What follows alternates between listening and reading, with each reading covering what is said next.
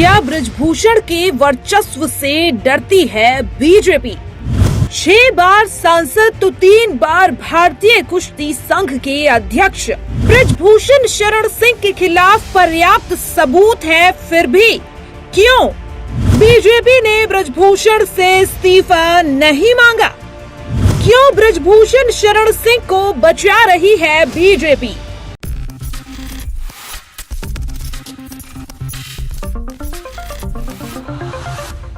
नमस्कार, next 9 news देख रही हैं आप और मैं हूं आपके साथ प्रज्ञा सिंह।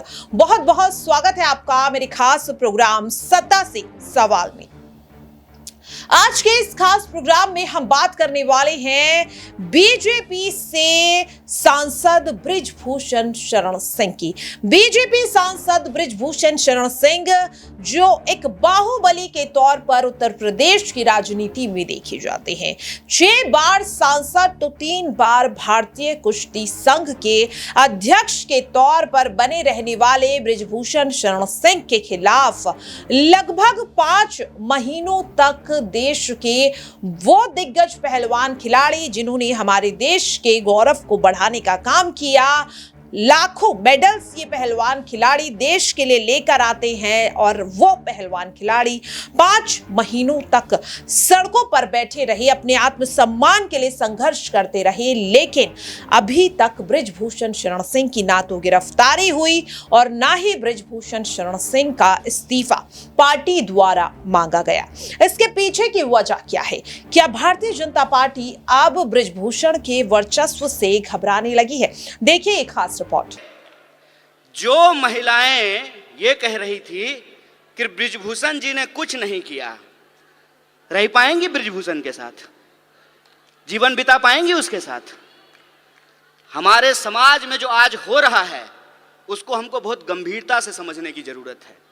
और बीजेपी के बीच में दल का फर्क नहीं है, विचार का फर्क है, इस बात को हमको समझना पड़ेगा। और अगर हम समानता में भरोसा रखते हैं, अगर हमको लगता है कि बलात्कारियों को मंत्री, मुख्यमंत्री, विधायक और एमपी नहीं बनाना चाहिए, तो 2024 का चुनाव कांग्रेस पार्टी के अस्तित्व का चुनाव नहीं है। 2024 का चुनाव हम महिलाओं के लिए, हम तमाम नागरिकों के लिए, इस देश के अस्तित्व का सवाल है, संविधान के अस्तित्व के सवाल है। इसको हमको समझना पड़ेगा। और जिन चीजों से हम जूझ रहे हैं, चाहे वो तो देखा अपने साफ तौर पर किस तरह से बृजभूषण शरण सिंह का वर्चस्व लगातार बढ़ता ही जा रहा है। वहीं दूसरी ओर पहलवान खिलाड़ी जिस तरह से बृजभूषण शरण सिंह के खिलाफ संघर्ष कर रही हैं, सड़कों पर उतरते हुए नजर आए।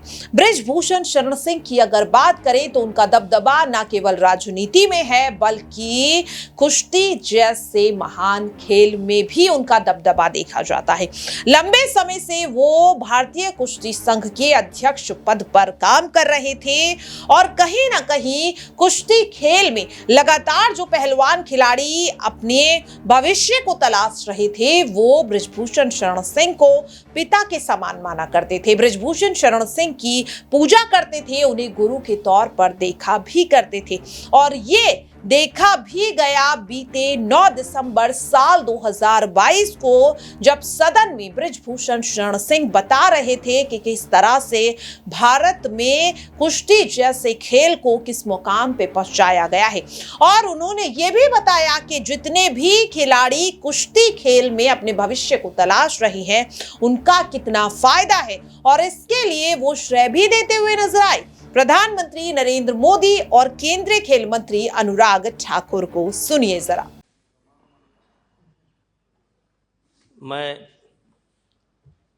माननीय खेल मंत्री जी को और माननीय प्रधानमंत्री जी को धन्यवाद देता हूं, और इसलिए धन्यवाद देता हूं कि आज दुनिया में 2 ही देश ऐसे हैं जिनके किसी भी टूर्नामेंट में पूरे के पूरे खिलाड़ी जाते हैं, मेडल को देख करके नहीं जाते हैं। वो एक भारत और दूसरा अमेरिका। इसके अलावा कोई तीसरा देश नहीं है जिसके पूरे खिलाड़ी जाते हों। मुझे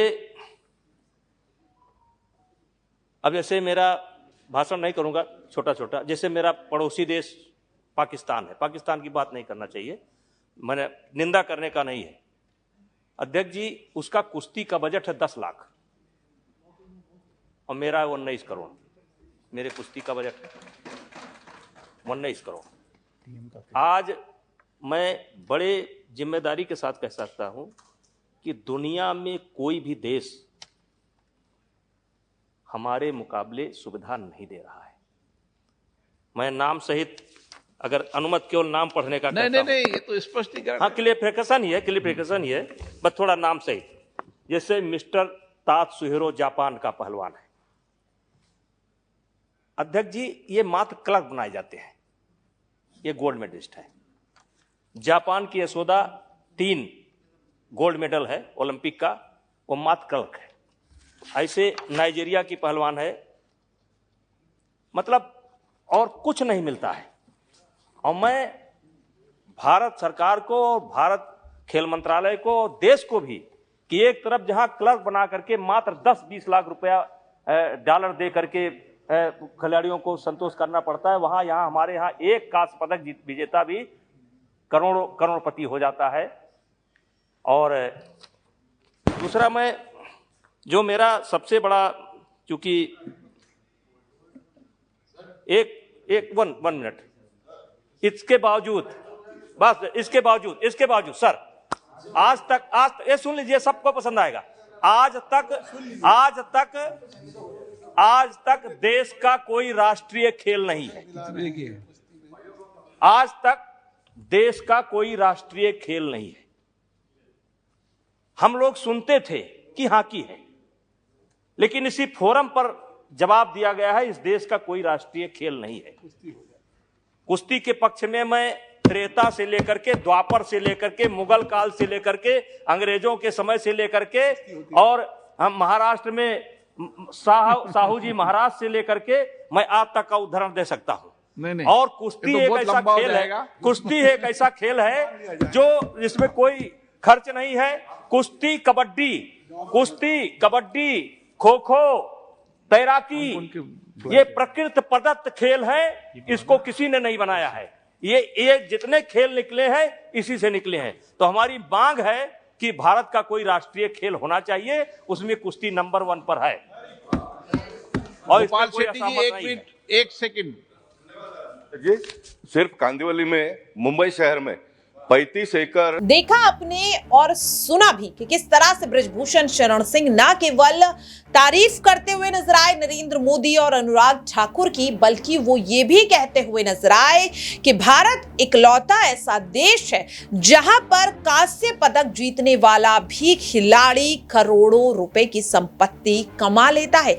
लेकिन उसके बाद, जी हां, आपको बता दें कि 1 महीने बाद किस तरह से पहलवान खिलाड़ियों ने बृजभूषण शरण सिंह का आईना पूरे देश को दिखाया, बृजभूषण शरण सिंह का असली चेहरा पूरे देश को दिखाया। आपको बता दें कि देश के दिग्गज पहलवान खिलाड़ी जैसे कि साक्षी मलिक, विनेश फोगाट, बजरंग पुनिया, संगीता फोगाट जैसे कई दिग्गज खिलाड़ी सड़कों पर उतरते हैं। तारीख थी 18 जनवरी साल 2023। ये वो दिन था जब पहलवानों ने बृजभूषण के खिलाफ मोर्चा खोल दिया और साफ तौर पर बृजभूषण शरण सिंह की सच्चाई बताने की कोशिश की। लेकिन आपको बता दें कि बृजभूषण के खिलाफ पहलवानों का संघर्ष बिल्कुल भी आसान नहीं था। बृजभूषण के खिलाफ ये संघर्ष पहलवानों के लिए लगभग 5 महीनों से ज्यादा का रहा था। जी हां, आपको बता दें कि 18 जनवरी को पहलवानों ने बृजभूषण के खिलाफ प्रदर्शन की शुरुआत की और बृजभूषण शरण सिंह के खिलाफ सड़कों पर यह प्रदर्शन 15 जून साल 2023 तक चलता रहा। यानी कि लगभग 220 दिनों तक पहलवान किस तरह से संघर्ष करते रहे। इस दौरान उनके साथ क्या कुछ नहीं हुआ। उन पर लाठियां बरसाई गई, उन्हें घसीटा गया, उन्हें गिरफ्तार किया गया, उनके ऊपर ही FIR दर्ज कर दी गई। लेकिन बृजभूषण शरण सिंह का ये पहलवान कुछ नहीं बिगाड़ पाए तब तक। लेकिन एक तस्वीर आई सामने बृजभूषण शरण सिंह के वर्चस्व की और वहीं पहलवानों के साथ हुई हिंसा की। देखिए जरा।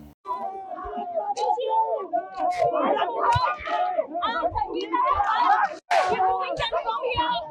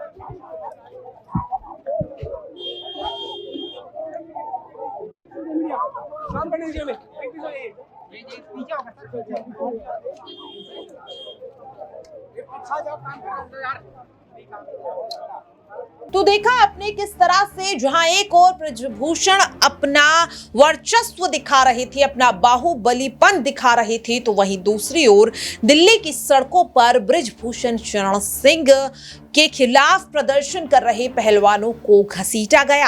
आपको बता दें कि ये वही तारीख है जिस दिन पूरे देश ने दो ऐसी तस्वीरें देखी जिन्हें पूरा देश कभी नहीं भुला पाएगा। आपको बता दें कि पहलवान खिलाड़ी इन्होंने बीजेपी के हर मंत्री से गुहार लगाई, चाहे वो यहां पर केंद्रीय खेल मंत्री अनुराग ठाकुर हो, महिला एवं बाल विकास मंत्रालय संभालने वाली केंद्रीय मंत्री स्मृति ईरानी हो, अमित शाह हो या फिर नरेंद्र मोदी हो। यहां तक कि आपको बता दें कि पहलवान खिलाड़ियों ने देश की महामहिम राष्ट्रपति द्रौपदी मुर्मू जी से भी मदद की, गुहार लगाई, ज्ञापन पर ज्ञापन सौंपे गए, लेकिन ब्रिजभूषण शरण सिंह के खिलाफ बीजेपी के किसी नेता ने अपनी चुप्पी नहीं तोड़ी।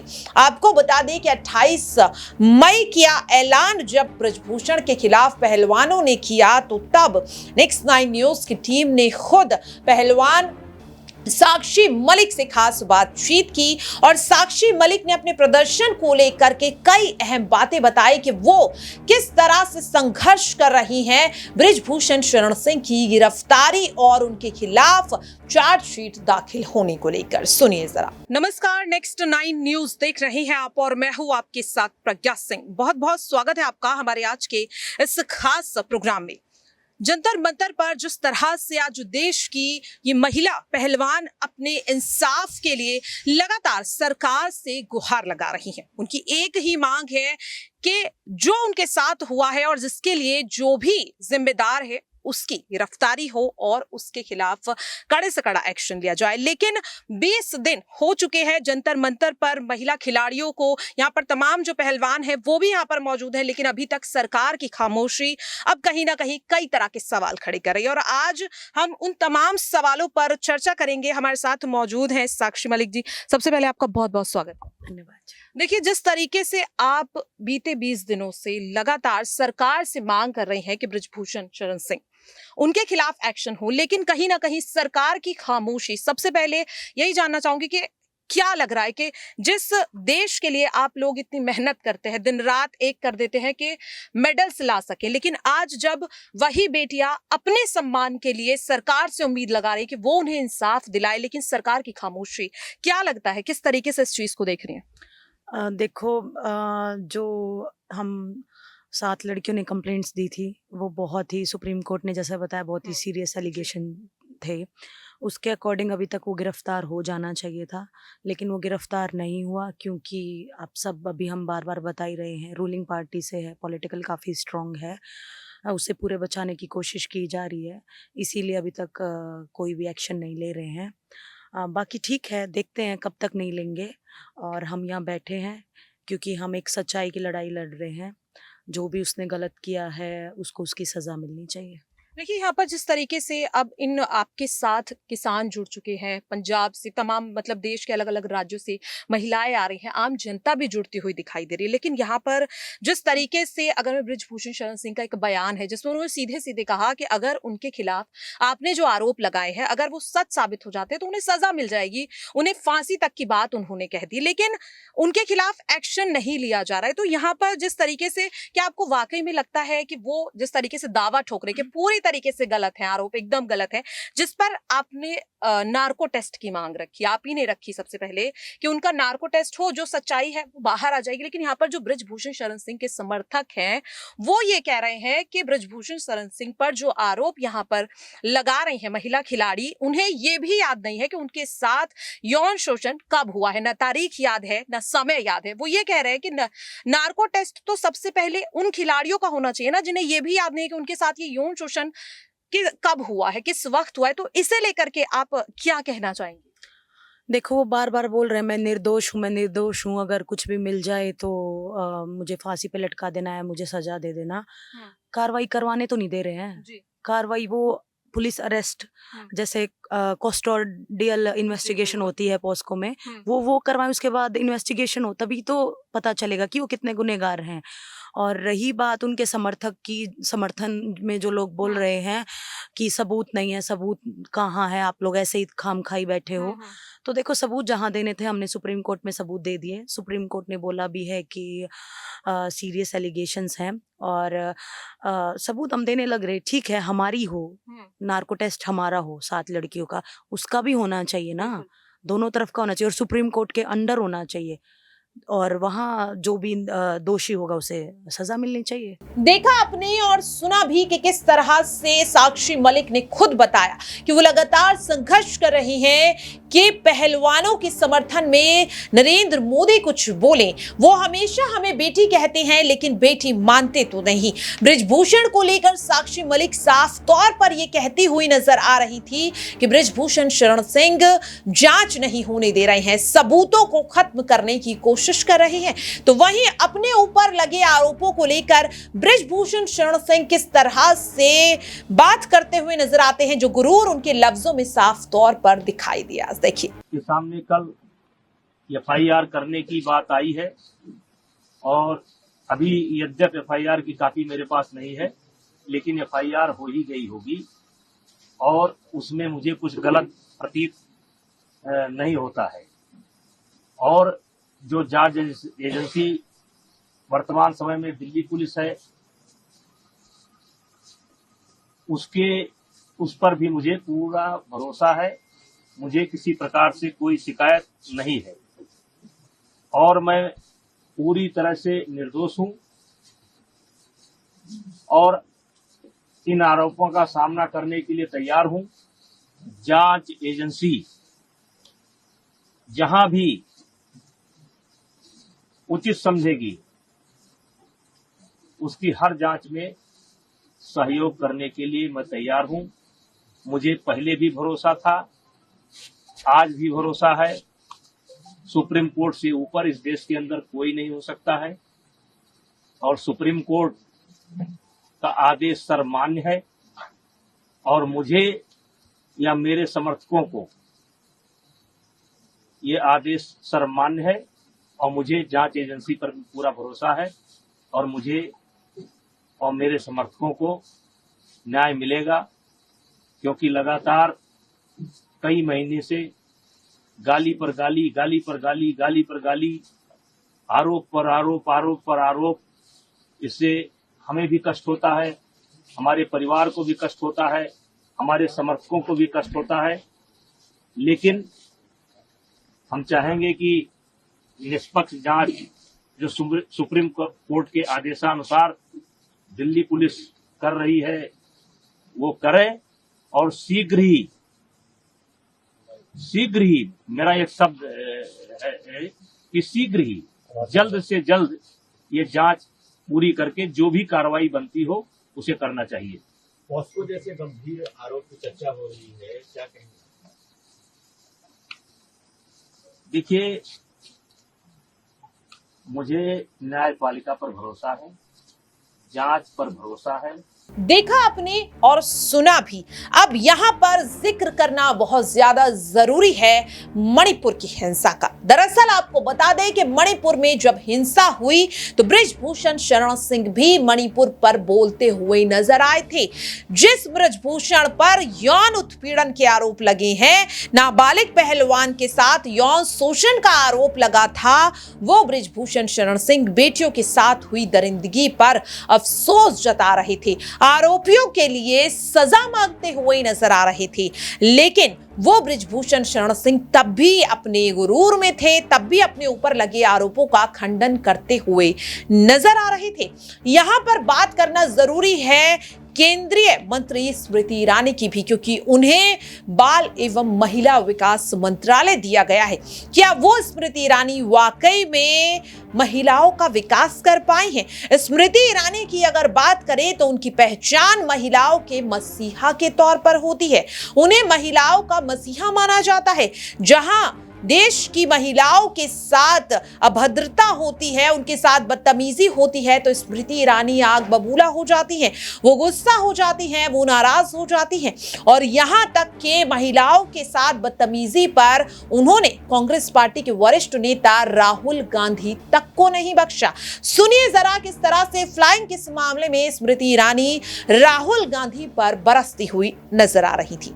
कि जिनको आज मुझसे पहले वक्तव्य देने का अधिकार दिया गया, उन्होंने जाते जाते एक अभद्र यहां पर लक्षण के दर्शन दिए। It is only a misogynistic man who can give a flying kiss to a parliament which seats female members of parliament. ऐसी गरिमा विहीन आचरण को इस देश के सदन में कभी नहीं देखा गया। ये उस खानदान के लक्षण हैं, ये आज सदन में तो देखा आपने और सुना भी कि राहुल गांधी को लेकर स्मृति ईरानी कितनी ज्यादा आग बबूला हो गई। लेकिन वही स्मृति ईरानी जिनके पीछे बृजभूषण शरण सिंह बैठे थे, वो बृजभूषण शरण सिंह को लेकर आज तक कुछ भी नहीं बोली है। यहां तक कि वो तो बृजभूषण शरण सिंह के साथ पूजा करती हुई भी नजर आई। सवाल लगातार ये उठ रहा है कि बृजभूषण शरण सिंह के खिलाफ आखिरकार क्यों भारतीय जनता पार्टी का कोई भी नेता बोलने के लिए तैयार नहीं था। बहरहाल 28 मई को जो कुछ भी हुआ वो वाकई में बहुत ज्यादा शर्मनाक था। जहां एक और देश के दिग्गज पहलवान खिलाड़ियों को सड़कों पर घसीटा गया, तो वहीं नए संसद भवन के उद्घाटन में देश की महामहिम को आमंत्रित तक नहीं किया गया, जिसे लेकर विपक्ष एकजुट होता हुआ नजर आया। विपक्ष की एकजुटता इन दिनों कई मुद्दों पर देखने को मिल रही है, चाहे वो मणिपुर में हो रही हिंसा को लेकर हो या फिर पहलवानों के प्रदर्शन को लेकर हो। आपको बता दें कि किस तरह से वो विपक्षी दल के नेता जो राजनीति में एक दूसरे की तरफ मुड़कर भी नहीं देखते, वो पहलवानों के समर्थन में उतरते हुए नजर आए और उन्होंने किस तरह से बृजभूषण शरण सिंह के खिलाफ सरकार को घेरने का काम किया, सरकार से सवाल पूछते हुए नजर आए। यहां पर हम आपको सुनाना चाहेंगे उन तमाम नेताओं के बयान कि किस तरह से बृजभूषण शरण सिंह के खिलाफ ये तमाम नेता सवालों को उठाते हुए नजर आ रहे हैं। सुनिए जरा। करने के लिए कि अगर सब कुछ ठीक है, न्याय मांगने वाले को अगर न्याय नहीं मिलेगा और न्याय समय पर नहीं मिलता, तो बहुत बड़ा अन्याय नौजवानों के साथ होता है। हम इतना ही चाहते हैं कि निष्पक्ष जांच हो। जो न्याय की गुहार हमारे वो खिलाड़ी लगा रहे हैं, जिनको अखबार टेलीविजन में देखकर हमें हमारा फख्र होता है, हमारा माथा ऊंचा होता है। वो लोग अगर आज आंसू बहा रहे हैं, दुखी हैं, परेशान हैं, उनकी बात सुनकर कानून के दायरे में रहते हुए अगर न्याय दिलाने में कहीं देरी हो रही है तो हम सबको उस पर मंथन करना पड़ेगा कि ऐसा क्यों हो रहा है, किसके दबाव में हो रहा है। मैं तो चाहता हूं कि हमारे बेटे बेटियां, और ये बात किसी एक प्रदेश की नहीं, एक जाति, एक बिरादरी, एक धर्म की नहीं, ये नौजवान जब जीत कर आए थे मेडल हमारे देश के लिए तो पूरे संपूर्ण भारतवर्ष का नाम रोशन किया था। इसलिए बहुत दुख हमें होता है कि इतने लंबे समय के बाद भी आज इन लोगों को हम संतुष्ट नहीं कर पा रहे हैं। मैं आग्रह करूंगा आप सब लोगों से, और जो हमारी बात को सुन रहे हैं, जल्द से जल्द इनके जो वाजिब मांगे हैं उन पर कार्रवाई हो, और कानून के तहत, संविधान के तहत बड़ा स्पष्ट लिखा हुआ है क्या प्रावधान है, कैसे कार्रवाई होनी चाहिए।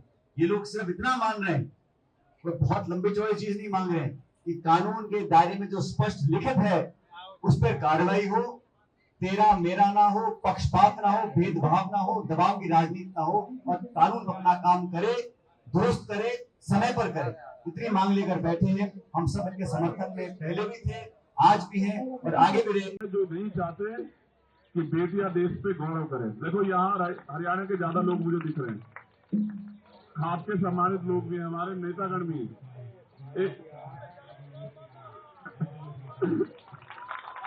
एक दिन वही हरियाणा था जहां बेटियों को इतने अवसर नहीं थे।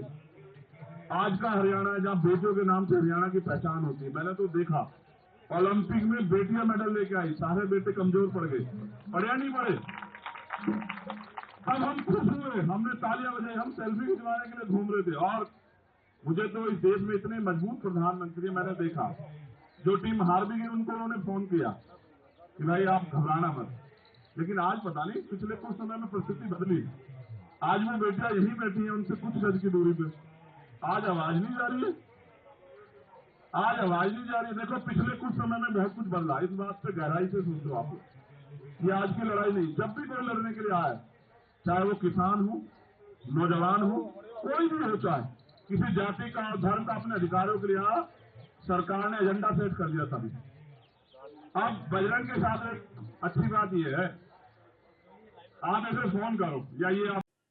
आज आप लोगों ने भी पढ़ा होगा, बड़ा खुलासा हुआ और दिल्ली पुलिस ने अपनी चार्जशीट में 6 खिलाड़ियों और 9 अन्य लोगों की गवाही और साक्ष्यों के आधार पर चार्जशीट में भाजपा सांसद और कुश्ती संघ के अध्यक्ष बृजभूषण सिंह पर यौन उत्पीड़न का, स्टॉकिंग मतलब पीछा करने का, इंटिमिडेशन मतलब धमकाने और डराने का गंभीर आरोप तो लगाया ही है, साथ ही मुकदमा चलाने और दंडित करने की आवश्यक कार्रवाई कराने का कोर्ट से आह्वान किया है।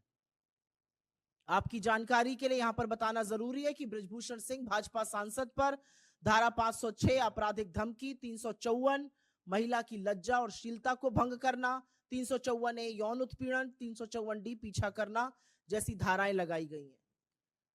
पुलिस ने अपनी चार्जशीट में बृजभूषण सिंह को कोर्ट बुलाकर ट्रायल शुरू करने और विटनेसेस जो इसमें मेंशन्ड है उनको बुलाकर मुकदमा शुरू करने की पैरवी की है।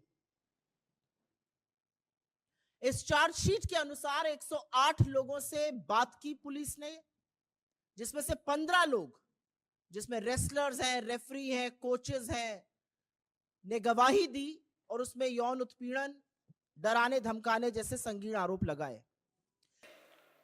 जो महिलाएं ये कह रही थी कि बृजभूषण जी ने कुछ नहीं किया, रह पाएंगी बृजभूषण के साथ, जीवन बिता पाएंगी उसके साथ। हमारे समाज में जो आज हो रहा है उसको हमको बहुत गंभीरता से समझने की जरूरत है। और बीजेपी के बीच में दल का फर्क नहीं है, विचार का फर्क है, इस बात को हमको समझना पड़ेगा। और अगर हम समानता में भरोसा रखते हैं, अगर हमको लगता है कि बलात्कारियों को मंत्री, मुख्यमंत्री, विधायक और एमपी नहीं बनाना चाहिए, तो 2024 का चुनाव कांग्रेस पार्टी के अस्तित्व का चुनाव नहीं है। 2024 का चुनाव हम महिलाओं के लिए, हम तमाम नागरिकों के लिए, इस देश के अस्तित्व का सवाल है, संविधान के अस्तित्व के सवाल है। इसको हमको समझना पड़ेगा। और जिन चीजों से हम जूझ रहे हैं, चाहे वो तो देखा आपने कि किस तरह से चंद्रशेखर आजाद से लेकर सचिन पायलट तक, अखिलेश यादव से लेकर अरविंद केजरीवाल तक, और यहाँ पर राहुल गांधी से लेकर प्रियंका गांधी वाड्रा और ममता बनर्जी तक, ये तमाम नेता किस तरह से बृजभूषण शरण सिंह के खिलाफ बयान देकर, कभी ट्वीट कर कर कहीं ना कहीं पहलवानों के समर्थन में उतरते हुए नजर आए। और कहीं ना कहीं उसी का असर था कि आखिरकार सरकार को झुकना ही पड़ा। भले ही इस मामले में स्मृति ईरानी कुछ नहीं बोल पाई हो, भले ही प्रधानमंत्री नरेंद्र मोदी को बेटियों का ख्याल नहीं आया हो, भले ही लगातार सौंपे गए ज्ञापनों के बाद भी देश की महामहिम राष्ट्रपति द्रौपदी मुर्मू जी पहलवानों के प्रदर्शन पर किसी भी तरह की प्रतिक्रिया नहीं देती हुई नजर आई हो। लेकिन आपको बता दें कि केंद्रीय खेल मंत्री अनुराग ठाकुर को आखिरकार झुकना ही पड़ा। 28 मई को जो तस्वीर सामने आई, उसके बाद न केवल राजनीतिक गलियारों में बल्कि और भी कई क्षेत्रों में साफ तौर पर बीजेपी की किरकिरी होने लगी। बता दें कि फिल्म इंडस्ट्री से लेकर उद्योग जगत तक और खेल क्षेत्र से लेकर और तमाम क्षेत्रों तक हर कोई यहां पर मोदी सरकार को फटकार लगाने लगा, मोदी सरकार की आलोचना करने लगा और सोशल मीडिया पर पहलवानों के समर्थन में एक बाढ़ सी आ गई और आखिरकार सरकार को झुकना पड़ा। आपको बता दें कि 3 जून को साक्षी मलिक, विनेश फोगाट और बजरंग पुनिया से खास मुलाकात करते हुए नजर आए थे केंद्रीय गृह मंत्री अमित शाह। हालांकि इस मुलाकात को गुप्त रखा गया। इस मुलाकात के बारे में तब तक सूचित नहीं किया गया था जब तक खुद केंद्रीय खेल मंत्री अनुराग ठाकुर ने पहलवानों को न्योता नहीं दिया दिल्ली आने का। दरअसल आपको बता दें कि पहलवानों के समर्थन में किसान भी उतरते हुए नजर आए थे। किसानों ने साफ तौर पर कह दिया था कि वो 20 जून को एक सबसे बड़ा आंदोलन करेंगे और ये आंदोलन तब तक चलेगा जब तक बृजभूषण शरण सिंह की गिरफ्तारी नहीं होती। और आखिरकार केंद्रीय खेल मंत्री अनुराग ठाकुर ने पहलवान खिलाड़ियों से मुलाकात की और 15 जून को बृजभूषण शरण सिंह के खिलाफ चार्जशीट दाखिल हुई। लेकिन यहां पर भी बृजभूषण शरण सिंह ने अपने आप को कहीं ना कहीं बचा लिया। आपको बता दें कि बृजभूषण के खिलाफ एक लंबे संघर्ष के बाद 2 FIR दर्ज कराई गई थी। पहली FIR थी 6 बालिग पहलवान खिलाड़ियों की और दूसरी थी नाबालिग पहलवान खिलाड़ी की। पॉक्सो एक्ट के मामले में साफ तौर पर अगर चार्जशीट दाखिल होती तो बृजभूषण शरण सिंह की गिरफ्तारी और सजा में बिल्कुल भी वक्त नहीं लगता और शायद इसीलिए बृजभूषण शरण सिंह के खिलाफ चार्जशीट दाखिल होने से महज 3 दिन पहले नाबालिग पहलवान ने अपना बयान बदल दिया। इसे लेकर कई तरह की बातें कही गई, कई तरह के दावे किए गए कि बृजभूषण शरण सिंह के खिलाफ पहलवान का बयान बदलना कहीं ना कहीं एक बड़ी साजिश है। तो वहीं आपको बता दें कि बृजभूषण शरण सिंह के समर्थक भी यहां पर उन तमाम नेताओं को चेतावनी देते हुए नजर आए जो बृजभूषण के खिलाफ बोल रहे थे। देखिए और सुनिए जरा। लेकिन आज ये 2 कौड़ी के नेता जो 10 लोग इनके साथ चलने लगते हैं, तो क्या इनको इजाजत मिल जाती है कि इस तरह से किसी की भी समाज के ऊपर टिप्पणी करते हैं, किसी समाज की अस्मिता के ऊपर हमला करते हैं? और इनको अगर नेता माना जाता है इस देश में, तो ये बहुत ही खतरनाक व्यवस्था है, बहुत ही खतरनाक प्रैक्टिस हो रही है, जो आने वाले समय में इस देश को बहुत बुरी तरह से भुगतना पड़ेगा। तो देश के हर युवा को गोली मारने का अधिकार दे दिया जाए। ये कौन सी बड़ी बात होगी भाई? तुम्हारे लोगों ने गाली बकी, हमारे लोगों ने, किसी ने गोली चला दी। क्या इससे व्यवस्था बन पाएगी? देश की संविधान की रक्षा हो पाएगी? देखा आपने और सुना भी कि किस तरह से राजपूत समाज साफ तौर पर कह रहा था कि बृजभूषण शरण सिंह के खिलाफ अगर कोई भी बयान दिया गया तो अच्छा नहीं होगा। आपको बता दें कि चंद्रशेखर आजाद पर जब हमला हुआ तो राजपूत समाज ने साफ तौर पर यह कहा कि बृजभूषण शरण सिंह के खिलाफ उन्होंने बयान दिया है और उनका हाल अच्छा नहीं होगा। आपको बता दें कि बृजभूषण शरण सिंह के खिलाफ ये जो पूरा मामला चल रहा था, 15 जून को चार्जशीट दाखिल हुई और तभी पॉक्सो एक्ट में राहत मिलने के बाद बृजभूषण शरण सिंह किस तरह से हंसते हुए दिखाई देते हैं, देखिए जरा।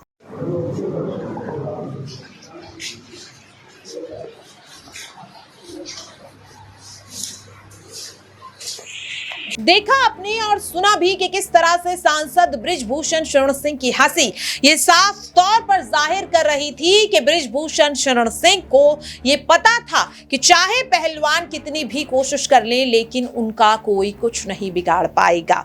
बता दें कि अभी भी बृजभूषण के खिलाफ मामला चल रहा है। पॉक्सो एक्ट मामले में भी सांसद बृजभूषण शरण सिंह को अभी तक राहत नहीं मिली है। बृजभूषण शरण सिंह अभी भी सदन का हिस्सा हैं, वो अभी भी सांसद हैं और दावा किया जा रहा है कि साल 2024 में बृजभूषण शरण सिंह चुनाव भी लड़ने वाले हैं। ऐसे में सवाल लगातार ये उठ रहा है कि बृजभूषण शरण सिंह को लेकर पहलवानों का प्रदर्शन आखिरकार क्या बेवजह रहा, बेमायने रहा, क्योंकि आपको बता दें कि बृजभूषण शरण सिंह के खिलाफ पहलवान जो प्रदर्शन कर रहे थे उसमें विनेश फोगाट और बजरंग पुनिया के खिलाफ एफआईआर तक दर्ज हो गई। बृजभूषण को लेकर अपने भाषण में जब बजरंग पुनिया ने कुछ शब्दों का इस्तेमाल किया तो उनके ऊपर मानहानि का मुकदमा दर्ज हो गया। लेकिन जब बृजभूषण शरण सिंह ने भरी सभा में विनेश फोगाट को मंत्रा और केकई जैसे शब्दों का इस्तेमाल करते हुए बुलाया तो उनके खिलाफ कोई कुछ बोलता हुआ नजर नहीं आया। आपको बता दें कि बृजभूषण शरण सिंह के खिलाफ लगातार उतरती हुई नजर आ रही थी यहां पर स्वाति मालीवाल भी। और आपको बता दें कि स्वाति मालीवाल ने पहलवान खिलाड़ियों से जंतर मंतर पर जाकर मुलाकात भी की थी। और हाल ही में जब राहुल गांधी के फ्लाइंग किस मामले में स्मृति ईरानी आग बबूला होती हुई नजर आई तो उन्हें आईना दिखाने की कोशिश स्वाति मालीवाल करती हुई नजर आई थी। क्या कुछ वो कह रही थी, अब आपको वो बताते हैं। महज 2 रो पीछे एक आदमी बृजभूषण बैठा हुआ है जिसने ओलंपियन पहलवानों को कमरे में बुला के छाती पे हाथ रखा, कमर पे हाथ रखा, उनका यौन शोषण किया। उसके बारे में बात करते हुए क्यों आपको गुस्सा नहीं आता? क्यों नहीं आता आपको स्मृति ईरानी जी? लेकिन राहुल गांधी के फ्लाइंग किस मामले में आप इतनी ज्यादा आग बबूला हो गई। मणिपुर में हिंसा हुई, बेटियों के साथ दरिंदगी हुई, लेकिन तब आपको गुस्सा नहीं आता। लेकिन राहुल गांधी पर आपको इतना गुस्सा आता है कि आप उनके खिलाफ शिकायत तक करने लगती हैं। आपको बता दें कि अभी तक भी बृजभूषण को लेकर स्मृति ईरानी पूरी तरह से खामोश है। स्मृति ईरानी को भी कई लेटर्स पहलवानों ने लिखे कि वो आकर उनकी मदद करें, उनकी सहायता करें, लेकिन अभी तक भी इस मामले में स्मृति ईरानी पूरी तरह से खामोश है। आपको बता दें कि पहलवान खिलाड़ियों ने भले ही जमीनी स्तर से अपने प्रदर्शन को खत्म कर दिया हो, लेकिन कोर्ट में वो अभी भी बृजभूषण के खिलाफ लड़ाई लड़ रही हैं। सवाल लगातार ये उठ रहा है कि क्या पहलवानों को जीत मिल पाएगी? क्या बृजभूषण शरण सिंह के खिलाफ दिल्ली की अदालत अपना फैसला सुनाएगी?